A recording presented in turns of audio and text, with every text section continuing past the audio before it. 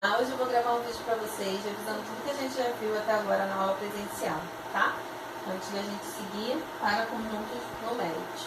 Então, nós vamos rever tudo que nós vimos sobre conjuntos. Então, não precisa se preocupar em copiar conteúdo, já está tudo no caderno de vocês, eu tirei tudo baseado no caderno de vocês, tá? Então, vamos continuar, vamos seguir.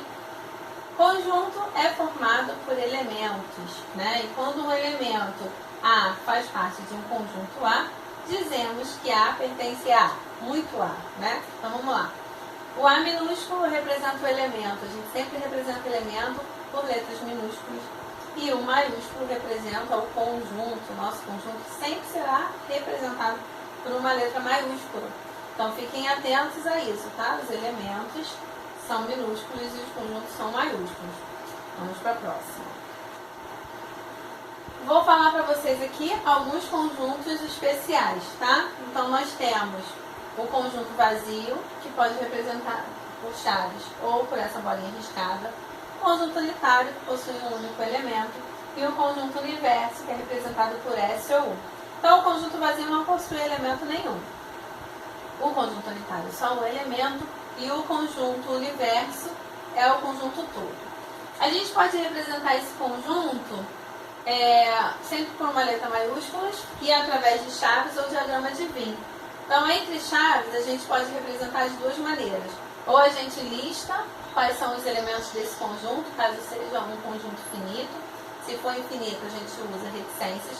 Ou através da propriedade, onde aqui eu digo o X e quem é o X. Aí eu explico pela propriedade. X é vogal do alfabeto. No caso do conjunto P, que são o conjunto dos pares, X é um número par. E esse conjunto B aqui, 0, 3, 6, 9, 12. Que propriedade é essa? Eu tenho que X, próxima, X é múltiplo de 3. Então eu posso representar entre chaves, descrevendo os elementos ou usando a propriedade. Pode ir para a próxima. E aí tem o diagrama de Venn que a gente usa quando o conjunto é finito, quando a gente consegue contar esses elementos. Onde eu tenho aqui um conjunto representado pela letra maiúscula e os elementos descritos acima. Tá? Continuando. Relação de inclusão. Quando a gente tem que um conjunto está contido em outro. Dizemos que B é um subconjunto de um conjunto A, ou seja, B está contido em A, se somente se todos os elementos de B pertencem a A. Então, a gente tem a pertinência, que é quando a gente relaciona elementos e um conjunto. Então, vamos dar uma pausa aqui e vamos tentar entender uma coisa. Quando eu tenho, vamos considerar esse conjunto aqui, 1, 2, 3, 4, 5. Eu posso dizer que o elemento 1 pertence a A. Eu posso dizer também que o elemento 2 pertence a A. Ou dizer ainda que o 6 não pertence a A, porque não está aqui. Preste atenção numa coisa, eu estou relacionando o elemento com conjunto, então eu uso símbolo de pertence. Se eu for relacionar conjunto, a partir do momento que eu coloquei entre chaves, lembra que a gente representa o conjunto entre chaves? Eu não posso mais usar o símbolo de pertence, eu tenho que usar o símbolo de contido. Então preste atenção nessa anotação. Pertence ou não pertence é para elementos com conjunto. Contido ou não estar contido. Nesse caso aqui não está contido, né? Vou colocar elemento vazio, que o ponto vazio sempre está contido. Contido e não estar contido é quando a gente relaciona conjuntos. Então, vamos passar para a próxima tela. Enquanto isso, eu vou apagar aqui para a gente conseguir enxergar direitinho. Vamos lá, pode passar. E aí, eu falei para vocês que nós estudaríamos lógica junto com conjunto, porque elas estão extremamente ligadas, tá? Existe uma ligação muito forte entre os dois. Então, a relação de inclusão de conjunto está estritamente relacionada com a implicação lógica. Então, vamos lá. Vamos ver como é que isso funciona. Eu peguei um exemplo do caderno de vocês. Todo paulista é brasileiro, todo brasileiro é sul-americano. Tendo essas duas afirmativas, eu posso afirmar que todo paulista é sul-americano. Então, vamos dar uma pausa aqui nesse slide que eu vou explicar bastante coisa para vocês aqui, tá? Primeira coisa, como é que a gente relacionaria através da notação de conjunto? Bom, eu vou chamar de P o conjunto dos paulistas, chamar de B dos brasileiros, então aqui também é B, e S dos sul-americanos. Então eu estou afirmando que todo paulista é brasileiro, ou seja, P está contido em B. Todo brasileiro é sul-americano, então B está contido em S. Então eu posso afirmar que todo paulista é sul-americano. P está contido em S. Então vamos lá, isso aqui é uma propriedade de conjunto. Se eu tenho P contido em B e B contido em S, então eu posso afirmar que P está contido em S. Isso é uma maneira de escrever usando a notação de conjunto. Vamos usar a implicação lógica agora. A implicação lógica é bem simples. Nós vamos usar propriedades. Então vamos lá, vou apagar essas letras maiúsculas, porque a propriedade, só um segundo aqui que eu tenho que voltar a tela. Tem que voltar. A propriedade a gente representa pela letra minúscula. Eu vou dizer aqui, para a propriedade P, que N é paulista, é a propriedade desse conjunto P aqui, tá? A propriedade do conjunto B, N é brasileiro.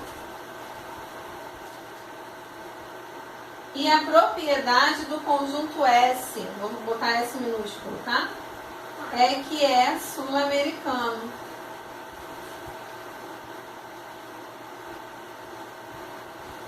E aí eu separei por propriedades, então eu vou usar a implicação lógica, onde eu tenho muito parecido com isso aqui, só que eu vou usar outra simbologia.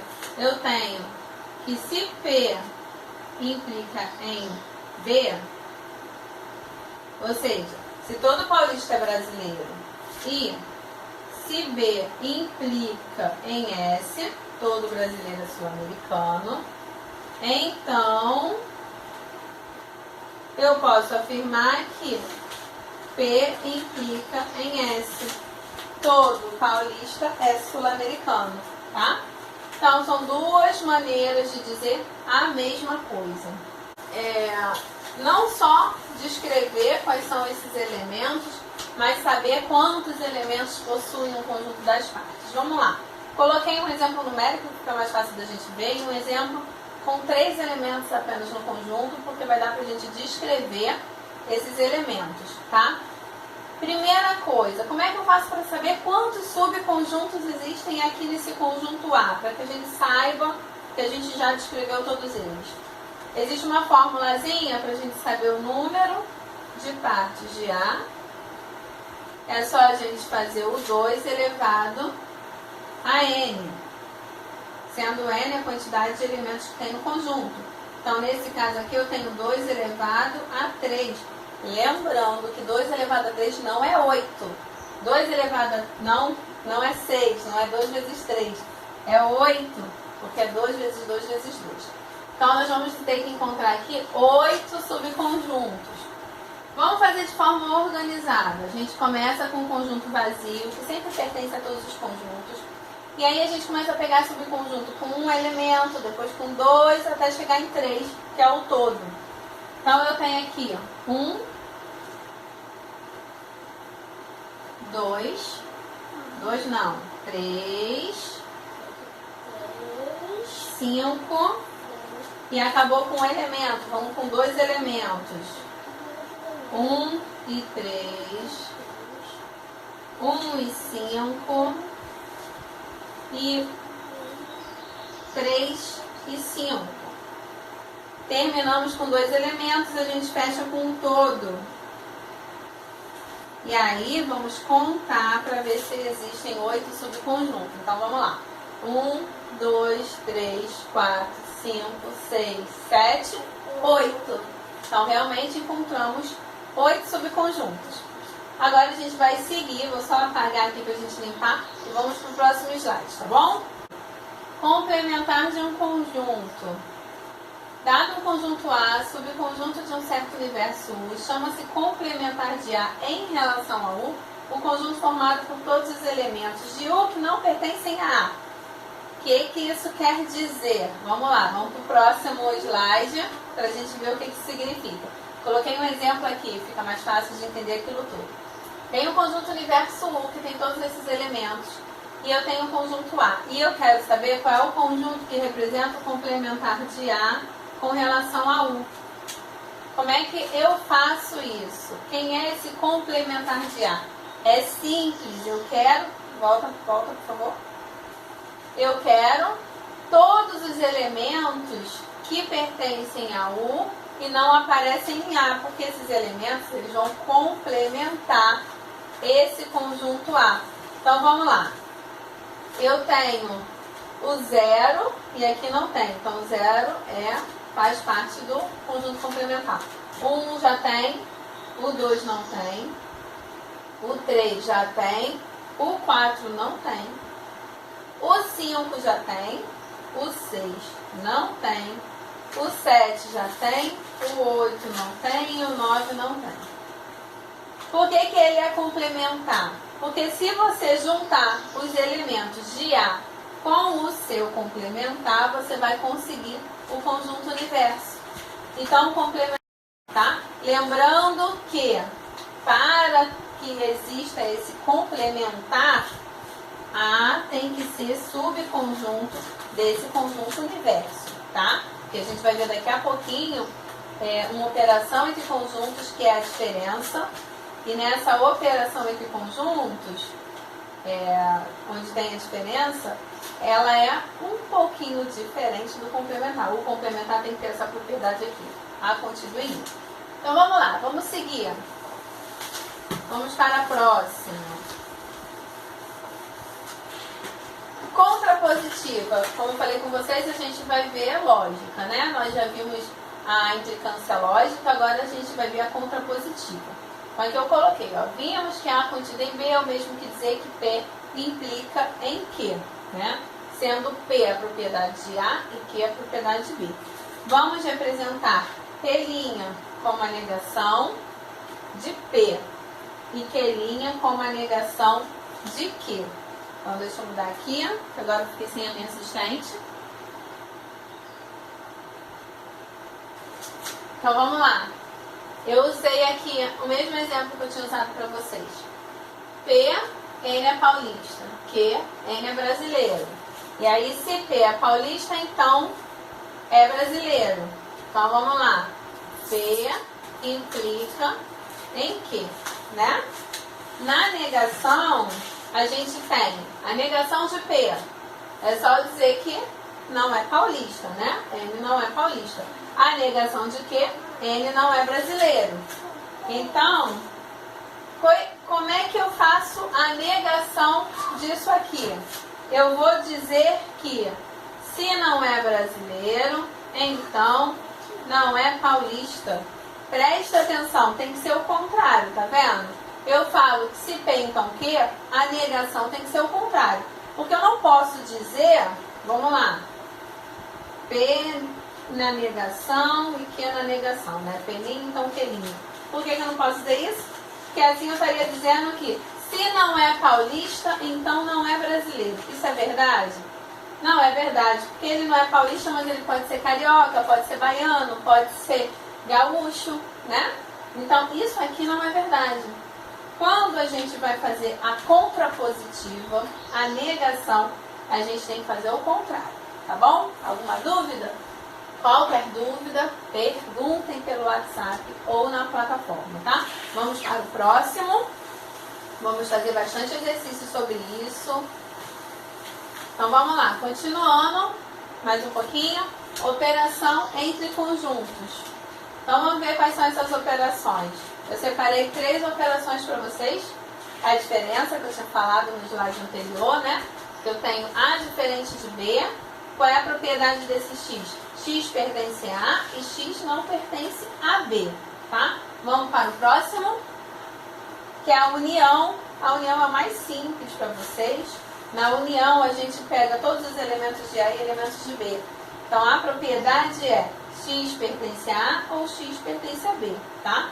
E, por último, o próximo, interseção, onde eu pego aqueles elementos que pertencem a A e a B. Então, vamos lá, vou colocar aqui, vamos deixar um pouquinho nessa tela, que eu vou usar um exemplo para a gente resolver todos eles. Eu vou colocar aqui, ó, o A igual a 1, 2 e 3, vou colocar um exemplo bem simples. O B igual a 3, 4 e 5. Tá? Então agora vamos ver a diferença. Na diferença eu vou fazer de duas maneiras. Eu vou fazer o A diferente de B e eu vou fazer o B diferente de A, para vocês verem que essa ordem é importante, tá? A diferente de B, eu vou olhar para o conjunto A, ver os elementos que pertencem a A e não pertencem a B. Então vamos lá. O 1 pertence a A e não pertence a B. O 2 pertence a A e não pertence a B. O 3 pertence aos dois. Então tá aqui, conjunto A diferente de B são os elementos 1 e 2. Agora, no B diferente de A, eu vou olhar primeiro para B. Ver os elementos que pertencem a B e não pertencem a A. Então, o 3 pertence, o 4 não pertence e o 5 não pertence. Olha como tem diferença nesses dois conjuntos, tá? Vamos fazer a união. A união é bem simples. Na união, a gente junta todo mundo. Vamos lá, vou aproveitar aqui. Na união, eu vou escrever 1. Volta lá, por favor. Volta lá. Isso. 1, 2, 3, 4 e 5. Lembrando que eu não preciso escrever duas vezes o número 3, é o mesmo elemento, tá? E na interseção são os elementos que aparecem nos dois, nesse nosso caso, só o número 3. Acho que não deve ter nenhuma dúvida nisso aqui, né? Então vamos seguir para o próximo. Vou apagar enquanto